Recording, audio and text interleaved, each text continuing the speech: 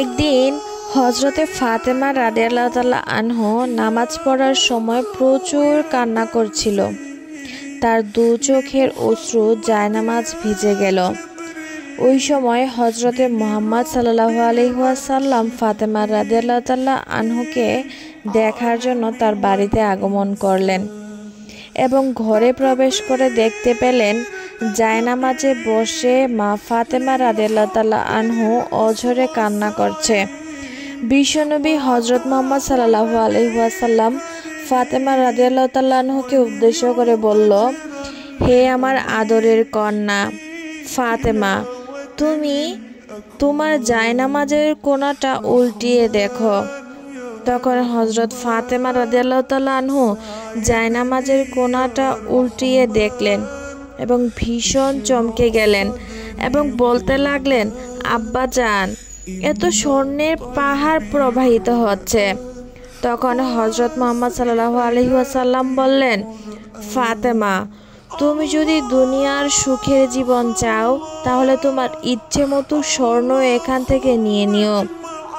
এখন বলো, তুমি কি চাও, দুনিয়ার সুখ নাকি আখিরাতের পরের জীবনের সুখ?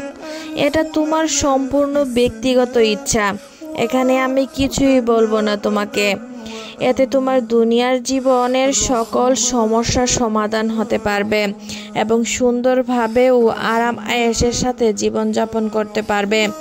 আর জেনে রেখো, পৃথিবীর জীবনের সুখ ক্ষণস্থায়ী আর আখেরাতের জীবন দীর্ঘস্থায়ী। তুমি বলো, তুমি কি চাও, দুনিয়াতে সুখ আরাম আয়েশ নাকি আখেরাতের সুখ প্রশান্তির জীবন? হজরতে মুহাম্মদ সাল্লাল্লাহু আলাইহি ওয়াসাল্লামের মুখে এসব কথা শুনে মা ফাতেমা রাদিয়াল্লাহু তাআলা আনহু জায়নামাজের কোণা ভাঁজ করে দিলেন। নবীজি সাল্লাল্লাহু আলাইহি ওয়াসাল্লামকে বললেন, আব্বা জান, আমার দুনিয়ার সুখ শান্তি ও আরাম আয়েশের দরকার নেই, আমি আখিরাতের সুখ শান্তি চাই। আরেক দিনের ঘটনা। ফাতেমা রাদিয়াল্লাহু তাআলা আনহু এমন অসুস্থ ছিলেন যে তিনি বিছানা থেকে উঠতে পারছিলেন না। একথা শোনার পর নবীজি সাল্লাল্লাহু আলাইহি ওয়াসাল্লাম ফাতেমার বাড়িতে আসলেন এবং ফাতেমা রাদিয়াল্লাহু তাআলা আনহুর ঘরের সামনে এসে ফাতেমা রাদিয়াল্লাহু আনহুকে ডাক দিলেন, কিন্তু ঘরের ভিতর থেকে কোনো সাড়া শব্দ আসছিল না। নবীজি সাল্লাল্লাহু আলাইহি ওয়াসাল্লাম তখন আবার ডাক দিলেন, কিন্তু ভিতর থেকে কোনো আওয়াজ আসছিল না। তৃতীয়বারের মতো বিশ্বনবী সাল্লাল্লাহু আলাইহি ওয়াসাল্লাম ফাতেমা রাদিয়াল্লাহু তাআলা আনহুকে উদ্দেশ্য করে বলতে লাগলেন।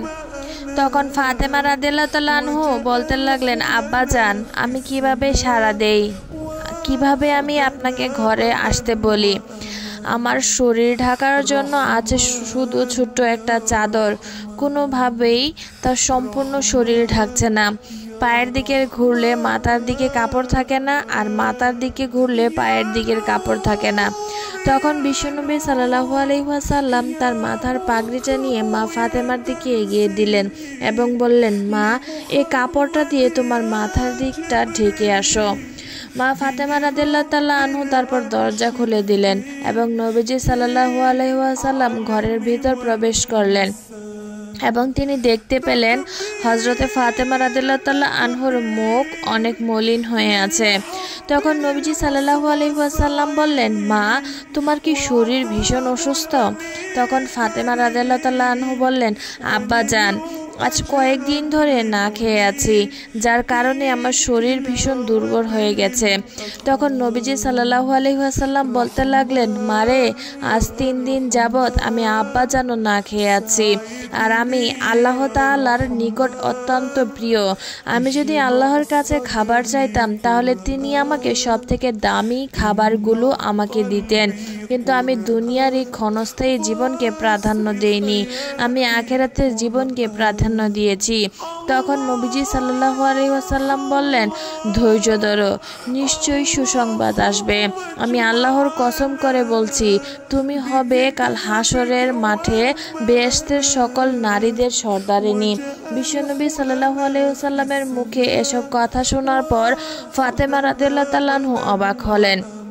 তখন ফাতেমা রাদিয়াল্লাহু তাআলা আনহু বললেন, আব্বাজান, তাহলে বিবি মরিয়ম আলাইহিস সালাম ও বিবি আসিয়া আলাইহিস সালামের কি হবে?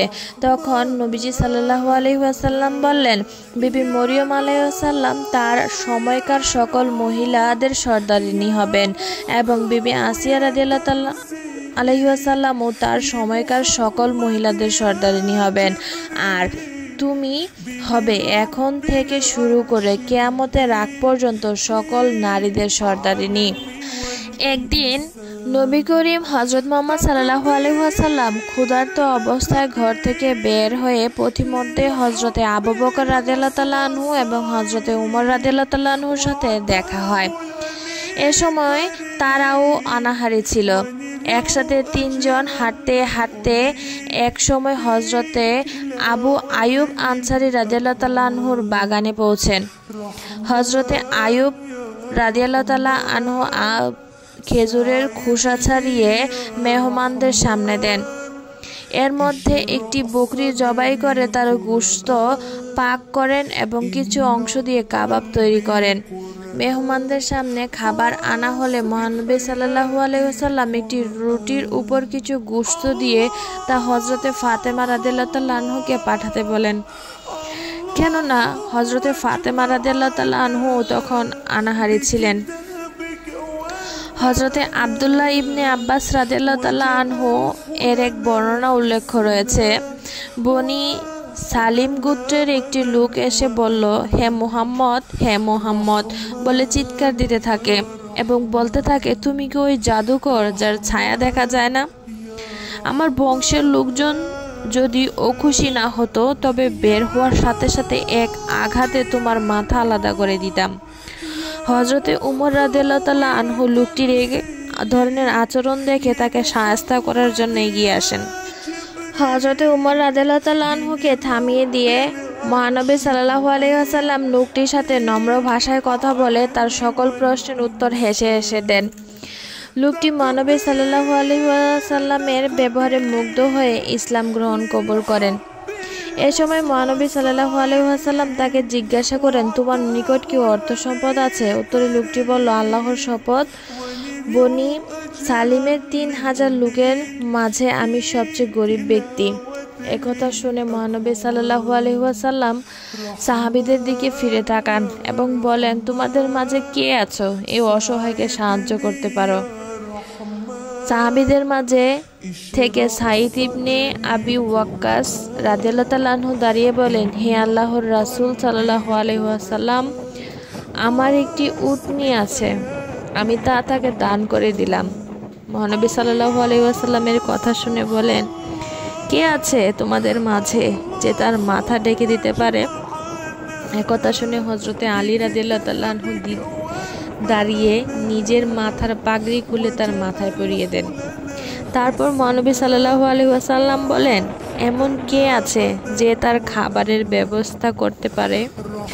হযরতে সালমান ফার্সি রাদিয়াল্লাহু তাআলা আনহু একথা শুনে লোকটির সাথে নিয়ে সাহাবীদের বাড়ি বাড়ি ঘুরতে থাকেন, কিন্তু কোথাও কোনো খাবার পাওয়া যায়নি, কারণ এ সময় মুসলমানদের অবস্থা খুবই নাজুক ছিল। কোনো মতে একবেলার খাবার পেলেও অপরবেলা উপোস থাকতে হতো। হযরতে সালমান ফার্সি রাদিয়াল্লাহু তাআলা আনহু কোনো কুল কিনারা না পেয়ে অবশেষে হযরতে ফাতেমা রাদিয়াল্লাহু তাআলা আনহুর বাসার সামনে গিয়ে নক করলেন। বাড়ির ভিতর থেকে সাড়া আসলে হযরতে সালমান ফার্সি রাদিয়াল্লাহু তাআলা আনহু অবস্থার বিবরণ দিয়ে বলেন, হে নবীর দুলালি হযরতে ফাতেমা রাদিয়াল্লাহু তাআলা আনহু, এই অসহায় মিসকিনের আহারের ব্যবস্থা করুন। হযরতে ফাতেমা রাদিয়াল্লাহু তাআলা আনহু কান্নাজড়িত কণ্ঠে উত্তর দেন, হে সালমান ফার্সি, আল্লাহর কসম, আমরা 3 দিন পর্যন্ত না খেয়ে আছি, আমার বাচ্চা দুটিও না খেয়ে শুয়ে আছে, তথাপিও আনাহারিকে খালি হাতে ফিরিয়ে দেব না। এই নিন আমার এই চাদরখানা, শামুন ইহুদির কাছে নিয়ে যান এবং বলেন, হযরতে ফাতেমা বিনতে হযরত মুহাম্মদ সাল্লাল্লাহু আলাইহি ওয়াসাল্লামের চাদরখানা রেখে এই মিসকিনটি কিছু খাবার দিতে বলেন। হযরতে ফাতেমা রাদিয়াল্লাহু তাআলা আনহুর এই চাদরখানা নিয়ে হযরতে সালমান ফার্সি রাদিয়াল্লাহু তাআলা আনহু লোকটিকে সাথে নিয়ে ইহুদির নিকট যান এবং সব কথা খুলে বলেন। ঘটনার বিবরণ শুনে ইহুদি সামউন বলেন, হে সালমান রাদিয়াল্লাহু তাআলা আনহু, এরা হচ্ছে ওই ধরনের লোক যাদের ব্যাপারে তাওরাতে বর্ণিত রয়েছে। তুমি সাক্ষী থেকো যে আমি হযরতে ফাতেমা রাদিয়াল্লাহু তাআলা আনহুর পিতা হযরত মুহাম্মদ সাল্লাল্লাহু আলাইহি ওয়াসাল্লামের প্রতি ঈমান আনলাম। তারপর বলেন, চাদর রাখার কোনো প্রয়োজন নেই, তোমার যত প্রয়োজন সব নিয়ে যাও। হযরতে সালমান ফার্সি রাদিয়াল্লাহু তাআলা আনহু চাদর ও জব নিয়ে নবীর দুলালি হযরতে ফাতেমা রাদিয়াল্লাহু তাআলা আনহুর বাসায় এসে সব ঘটনার বিবরণ দেন। নবীর দুলালি হযরতে ফাতেমা জোহরা রাদিয়াল্লাহু তাআলা আনহুর অবস্থার বিবরণ শুনে নিজ হাতে জব পিষে আটা বানিয়ে তৈরি করে রুটি তৈরি করে লোকটির খাবার ব্যবস্থা করেন। রুটি বানিয়ে সব রুটি দিয়ে দেওয়ার কারণে হযরতে সালমান ফার্সি রাদিয়াল্লাহু তাআলা আনহু বলেন, এখান থেকে কিছু বাচ্চাদের জন্য খাবার রেখে দিন। নবীর দুলালি হযরতে ফাতেমা রাদিয়াল্লাহু তাআলা বলেন, হে সালমান রাদিয়াল্লাহু তাআলা আনহু, যা আল্লাহর রাস্তায় দান করা হয়েছে তা আমার বাচ্চাদের তথা হাশিমীদের জন্য বৈধ নয়। হযরতে সালমান ফার্সি রাদিয়াল্লাহু তাআলা আনহু রুটিগুলো নিয়ে নবীজি সাল্লাল্লাহু আলাইহি ওয়াসাল্লামের খেদমতে হাজির হলেন। মহানবী সাল্লাল্লাহু আলাইহি ওয়াসাল্লাম লোকটিকে রুটিগুলো দিয়ে দেন। তারপর রাসূল সাল্লাল্লাহু আলাইহি ওয়াসাল্লামকে সালমান ফার্সি রাদিয়াল্লাহু তাআলা আনহু সব ঘটনা খুলে বলেন।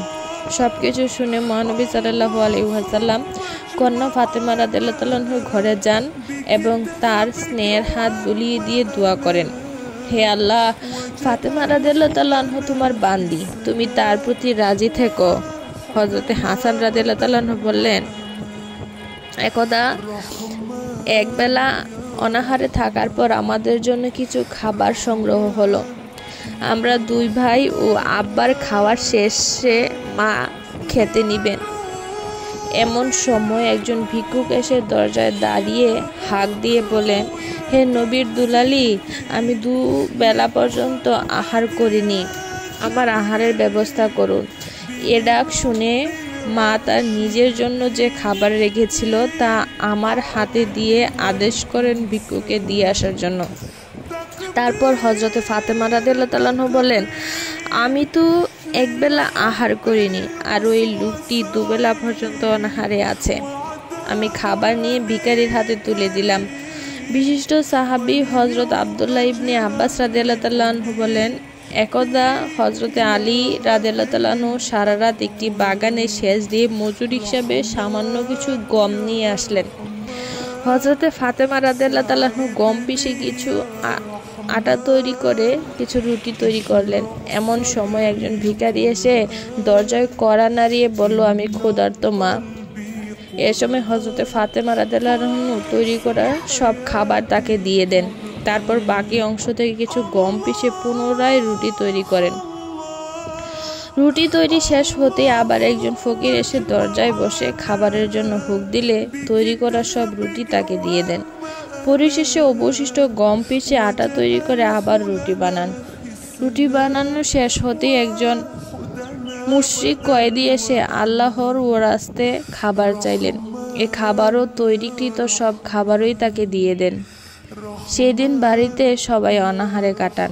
নবীর দুলালি হযরতে ফাতেমা রাদিয়াল্লাহু তাআলা আনহুর দান আল্লাহ রাব্বুল আলামিনের এতই পছন্দ করেন যে এ সম্পর্কে কোরআনে এসেছে যে আল্লাহর রাস্তায় মিসকিন, ইতিম ও কয়েদির আহার করায়।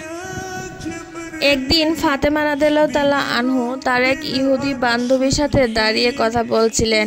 এমন সময় কয়েকজন লোক এসে ওই ইহুদি মেয়েটিকে বলল, আপনার বাবা আপনাকে বাড়িতে যেতে বলেছেন।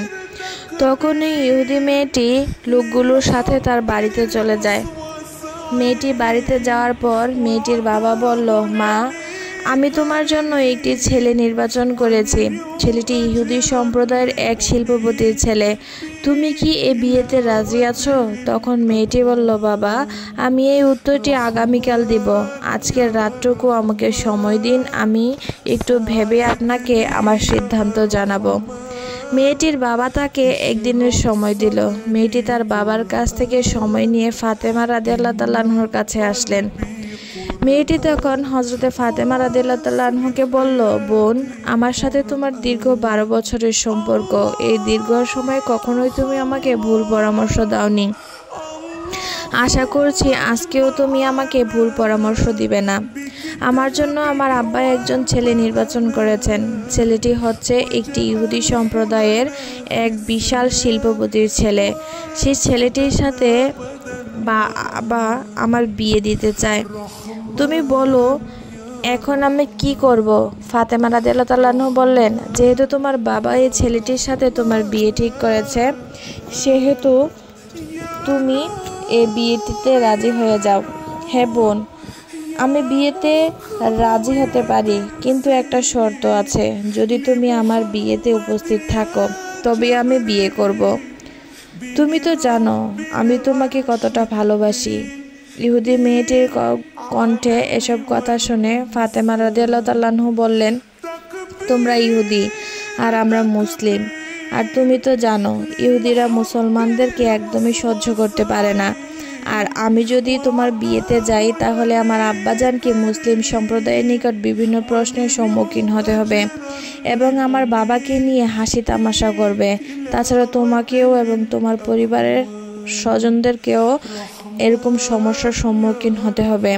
তোমার সম্প্রদায়ের লোকেরা তোমার আর তোমার বাবাকে বিভিন্নভাবে হেনস্থা করবে। তাই তোমাদের মঙ্গলের কথা ভেবে আমি তোমার বিয়েতে উপস্থিত হতে চাই না। তখন ইহুদি মেয়েটি বলল, তুমি যদি না আসো তাহলে আমি কোনোদিনই ওই ছেলেকে বিয়ে করব না। ইহুদি মেয়ের কথা শুনে হযরতে ফাতেমা রাদিয়াল্লাহু তাআলা আনহা একদম নিরুপায় হয়ে বিয়েতে যেতে রাজি হলেন। তখন মেয়েটি হযরতে ফাতেমা রাদিয়াল্লাহু তাআলা আনহার কথা শুনে তখনই তার বাবার কাছে গেলেন এবং বাবাকে বলতে লাগলেন, বাবা, আমি এই বিয়েতে রাজি আছি, তবে একটা শর্ত আছে। আমার শর্ত হলো আমার বিয়েতে মুহাম্মদ সাল্লাল্লাহু আলাইহি ওয়াসাল্লামের ছোট কন্যা ফাতেমা রাদিয়াল্লাহু তাআলা আনহা থাকবে। তখন মেয়েটির বাবা বলল, মুহাম্মদ সাল্লাল্লাহু আলাইহি ওয়াসাল্লামের মেয়ে যদি আমাদের বাড়িতে আসে তাহলে আমাদের পরিবেশের সাথে এবং স্ট্যাটাসের সাথে তার খাটবে না, কারণ তারা গরিব আর তারা ঠিকমতো খেতে পায় না, তাদের ভালো পোশাকও নেই, তাহলে তারা কিভাবে আসবে? তোমার বিয়েতে যারা আমন্ত্রিত অতিথি তারা অনেকে ধনী পরিবারের লোক, তাই মুহাম্মদের কন্যা ফাতেমাকে দাওয়াত দেওয়া যাবে না। তখন মেয়েটি বলল, বাবা, ফাতেমাকে যদি এই বিয়েতে আসতে না দাও তাহলে আমি কখনোই এই ছেলেকে বিয়ে করব না। তখন তার পিতা বলল, যদি মুহাম্মদের কন্যা তোমার বিয়েতে আসতেই হয় তাহলে তাকে অবশ্যই নতুন জামা কাপড় পরে আসতে হবে। পুরাতন জামা কাপড় পরে আসলে এই বিয়েতে সে আসতে পারবে না। এ কথা শুনে ইহুদি মেয়েটি হযরতে ফাতেমা রাদিয়াল্লাহু তাআলা আনহার কাছে দৌড়ে গেলেন এবং কেঁদে কেঁদে বলতে লাগলেন, আমার বাবা চায় না তুমি আমার বিয়েতে আসো, তবে একটি শর্ত দিয়েছেন। সেটা হলো আমার বিয়েতে আসতে হলে তোমাকে নতুন সুন্দর পোশাক পরে আসতে হবে। এই কথা শুনে ফাতেমা রাদিয়াল্লাহু আনহা তখন কাঁদতে কাঁদতে বলতে লাগলেন, আমার জীবনে এমনও বছর গেল যে আমি সারা বছরে একটি নতুন জামা চোখে দেখিনি। দিনের পর দিন চলে যায়, আমাদের ঘরের চুলায় আগুন ধরে না। দিনের পর দিন চলে যায়, আমরা না খেয়ে থাকি। সেখানে তোমার বিয়েতে নতুন জামা কিভাবে পরবো বলো? তখন ইহুদি মেয়েটি বলতে লাগলো, আমার বিশ্বাস তুমি যদি তোমার সৃষ্টিকর্তা তোমার রবের নিকট সাহায্য চাও তাহলে নিশ্চয়ই তিনি তোমাকে সাহায্য করবে। আমি জানি তোমার সাথে তোমার রবের অনেক ভালো সম্পর্ক। তখন ফাতেমা রাদিয়াল্লাহু তাআলা আনহা বলতে লাগলেন, ইনশাআল্লাহ আমি অবশ্যই তোমার বিয়েতে যাব এবং পৃথিবীর সবচেয়ে দামি কাপড় পরিয়ে যাব, ইনশাআল্লাহ। তখন মেয়েটি তার বাবার কাছে গেল এবং গিয়ে বলল, বাবা, ফাতেমা বলেছে সে আমার বিয়েতে আসবে এবং পৃথিবীর সবচেয়ে দামি পোশাক পরিয়ে আসবে। এই ইহুদি মেয়ের বিয়ের দিন তারিখ ঠিক হয়ে গেল। আর এদিকে ফাতেমা রাদিয়াল্লাহু তাআলা অনেক চিন্তিত হয়ে পড়লেন এবং ভাবতে লাগলেন, আমি ওয়াদা করেছি বিয়ের দিন সুন্দর দামি পোশাক পরে যাব, আর এদিকে বিয়ের তারিখও ঘনিয়ে এসেছে, কিন্তু আমার তো কোনো জামা কাপড়ই নেই। এসব চিন্তা করতে করতে ফাতেমা রাদিয়াল্লাহু তাআলা তখন জায়নামাজে বিছিয়ে নামাজে দাঁড়িয়ে গেলেন। নামাজের সেজদায় গিয়ে আল্লাহ তাআলার কাছে বলতে লাগলেন, হে মহান রব, এই দুনিয়ায় আপনার সাথে আমার খুব ভালো সম্পর্ক তৈরি হয়েছে, তা আজ পর্যন্ত কেউ জানে না। দিনের পর দিন না খেয়ে রয়েছি, কিন্তু কোনো দিনই আমি আপনার কাছে কিছু চাইনি। আজকে আমি আপনার কাছে একটা নতুন পোশাক দেওয়ার অনুরোধ করছি। এই অনুরোধ আমার যে আমাকে একটা নতুন পোশাক দান করুন, যেটা পরে আমি আমার বান্ধবীর বিয়েতে যেতে পারি। আর বিয়েতে যাওয়ার পর ওইখানে সকল রমণীগণ আমার পোশাককে দেখে বিস্মিত হয়ে যায়। আপনি দয়া করে আমাকে একটা নতুন পোশাক দান করুন। এসব বলছিলেন আর কান্না করছিলেন। নামাজ শেষ করে যখন ঘরের কোণে চোখ পড়ল, তখন ওইখানে দুটি ব্যাগ দেখতে পেলেন। তখন হজরতে ফাতেমা রাদিয়াল্লাহু তাআলা আনহা ব্যাগ দুইটা নিয়ে কান্না করতে করতে হজরত মুহাম্মদ সাল্লাল্লাহু আলাইহি ওয়াসাল্লামের নিকট গেলেন এবং তার কাছে গিয়ে সমস্ত ঘটনা বললেন। তারপর নবী করিম সাল্লাল্লাহু আলাইহি ওয়াসাল্লাম যখন ব্যাগ দুইটা খুললেন, তখন ভিতর থেকে জান্নাতের সুঘ্রাণ পেলেন। আর এই সুঘ্রাণ মিরাজের রাতেও পেয়েছিলেন। তখন হজরত মুহাম্মদ সাল্লাল্লাহু আলাইহি ওয়াসাল্লাম ফাতেমা রাদিয়াল্লাহু তাআলা আনহাকে বলতে লাগলেন, মা, তুমি পোশাক কোথায় পেয়েছো? এটা তো দুনিয়ার কাপড় না, এটা তো জান্নাতের কাপড়। আর আল্লাহ তাআলা তোমার উপর সন্তুষ্ট, তাই তিনি তোমার দোয়া কবুল করেছেন। মহান আল্লাহ তাআলার নিকট একটি কাপড় আবদার করার কারণে আল্লাহ তাআলা তোমার জন্য জান্নাত থেকে কাপড় পাঠিয়েছেন। আর তুমি এই পোশাক পরিধান করে তোমার ইহুদি বান্ধবীর বিয়েতে যেতে পারো, তবে অবশ্যই পর্দার সাথে যেতে হবে। তখন ফাতেমা রাদিয়াল্লাহু তাআলা আনহা বলেন, আব্বা জান, আমি নিশ্চয়ই আমার বান্ধবীর বিয়েতে পর্দার সহিত যাব। বিয়ের দিন যখন হযরতে ফাতেমা রাদিয়াল্লাহু তাআলা আনহা পোশাক পরিধান করলেন, তখন তাকে আরো বেশি সুন্দর লাগছিল। সেই জামা পরে ফাতেমা রাদিয়াল্লাহু তাআলা আনহা যখন বাড়িতে গেলেন, তখন বিয়ে বাড়ির সকল রমণীগণ মা ফাতেমার দিকে বিস্মিত হয়ে তাকিয়ে রইল এবং একজন বলে উঠল, ফাতেমা, তোমরা তো গরিব, তাহলে এত সুন্দর দামি পোশাক তুমি কোথায় পেলে? সকল রমণীরা ফাতেমা রাদিয়াল্লাহু তাআলা আনহাকে ঘিরে ধরল। তখন ফাতেমা রাদিয়াল্লাহু তাআলা আনহা বলতে লাগলেন, আমি একটা বাজার থেকে কিনে এনেছি। তখন ওই সকল নারীরা বলতে লাগলো, তুমি কোন বাজারে কোন দোকান থেকে এটা ক্রয় করেছো? তখন ফাতেমা রাদিয়াল্লাহু তাআলা আনহা বলতে লাগলেন, তোমরা ওই দোকানও চিনবে না, ওই বাজারও চিনবে না, এমনকি আমি যে রাস্তা দিয়ে বাজারে গিয়েছি তুমি সেই রাস্তাও চিনবে না।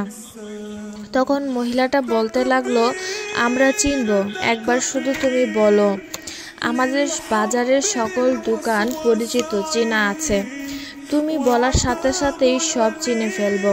তখন ফাতেমা রাদিয়াল্লাহু তাআলা আনহা বলতে লাগলো, আমি সেই বাজারে সেই দোকান থেকে এই পোশাক ক্রয় করে এনেছি।